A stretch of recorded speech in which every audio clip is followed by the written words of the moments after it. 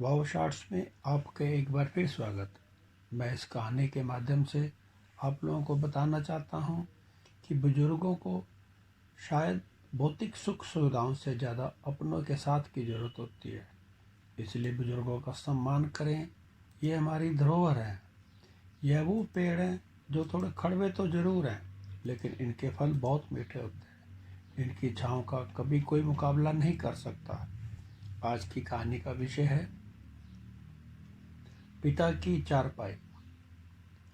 एक बार एक पिता जिद कर रहा था कि उसकी चारपाई गैलरी में डाल दी जाए। बेटा परेशान था। बहू बड़बड़ा रही थी, कोई बुजुर्गों को अलग कमरा नहीं देता। हमने दूसरी मंजिल पर ही सही एक कमरा तो दिया जिसमें सब सुविधाएं हैं, नौकरानी भी दे रखी है। पता नहीं 70 की उम्र में सठिया गए हैं। एक दिन बेटे ने सोचा पिता कमज़ोर हैं और बीमार भी हैं, जिद कर रहे हैं तो उनकी चारपाई गैलरी में डलवा ही देता हूँ।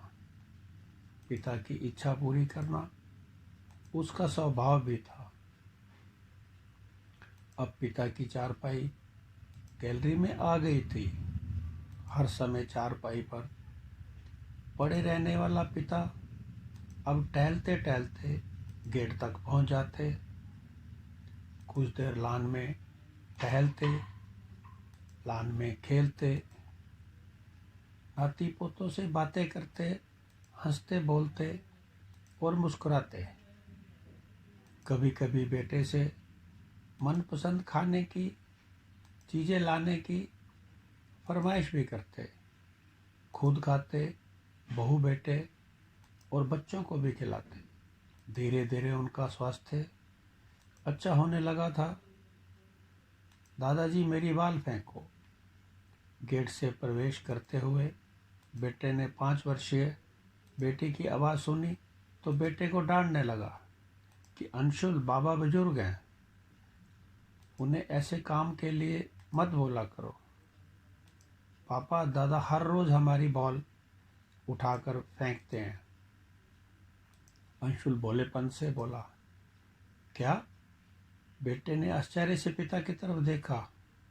हाँ बेटा, तुमने ऊपर वाले कमरे में सुविधाएं तो बहुत दी थी, लेकिन अपनों का साथ नहीं था। तुम लोगों से बातें नहीं हो पाती थी। जब से गैलरी में चारपाई पड़ी है, निकलते बैठते तुम लोगों से बातें हो जाती हैं। शाम को बच्चों का साथ मिल जाता है। पिता कहे जा रहे थे और वह सोच रहा था कि बुजुर्गों को शायद भौतिक सुख सुविधाओं से ज़्यादा अपनों के साथ की ज़रूरत होती है। बुजुर्गों का सम्मान करें। ये हमारी धरोहर है। यह वो पेड़ है जो थोड़े कड़वे हैं, लेकिन इनका फल बहुत मीठे हैं और इनकी छाँव का कोई मुकाबला नहीं। धन्यवाद।